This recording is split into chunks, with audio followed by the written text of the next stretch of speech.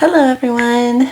So today's tutorial is going to be a core exercise, and so this one is to be done more postpartum, when you've been cleared. I wouldn't do this one when you're still pregnant. This is a very good one to check in with your ego and try to work with what's best for your body instead of what you think is the better exercise. All right, so this one was voted for in my Facebook group, so that's why I am creating this tutorial, and you're not going to need anything but some space that is enough for your legs. So we're going to be doing the leg lowers and raises. So I'm going to demonstrate the more optimal way and the less optimal way. And remember, in our minds, we think, oh, if we get our legs down lower, it's a better exercise, but that's not necessarily true. So let's get to it. You're going to lie on your back. So let me show you first what happens with the suboptimal version of this pose. So we think keeping our legs straight and getting our legs all the way down is the better exercise. So what often happens is we have our legs up and we think, oh, we're gonna come down. And then we lift our backs up because that is the amount of strength that your body has at some point. If you're bringing your legs all the way down and you can't possibly keep your back down, your back pops up. So what you want to try to think about in the pose is your pelvic tilt. So what you're going to do to start the pose is you're going to have your knees bent. You're going to pick your butt up and you're going to try to tilt your pelvis so that you're aiming your tailbone towards the sky. And even just doing that, you might already feel some engagement in your lower abdomen. And that's where we all want to work on, right? So you're going to keep that. You're going to have your hands down to support you. Then you're going to lift up your legs. So when you lift up your legs, notice if you lose that already and your tilt becomes one where you don't have full contact on the floor with your back. So you want to keep two things in mind for this. Your back stays glued down the entire time.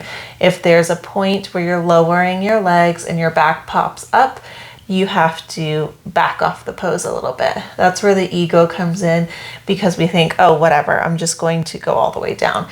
But that's going to be a little bit more detrimental to the pose, and you won't create the same strength as if you keep your back glued down the whole time. The second thing you want to really remember in this pose is your tailbone facing up towards the sky. So doing that is going to tilt your pelvis that way. It's going to engage your lower abdomen and it's going to keep your back on the floor. So when you're doing that, you're going to have your hands down to support you. You're going to think of your tailbone up towards the sky, back glued down the whole time. Then you're going to let your legs come down. If when you're coming down, you're like, oh, I'm right here. Oh, I feel my back coming up, back off. If you can go all the way down, you're going to think of, once again, back glued down, tailbone pointing up, legs are strong. You're going to come down. Notice if your back is staying down, and then come back up. If that's not possible for you, then only go as far as you want. Or another thing, if it's really important for you to tap your feet down, is you can have your legs a little bit bent. So same thing, back glued down, tailbone up towards the sky. Then you can let your legs come down. You can tap your heels and bring them back up. But once again, if you feel your back lifting off of the floor, don't go so far. So it's your choice. But you're keeping your back glued, tailbone up, either leg straight and coming down as far as you can without your back lifting, or knees bent, coming down as far as you can without your back lifting. So that might look like all the way down, like I just did, or it could be literally like this.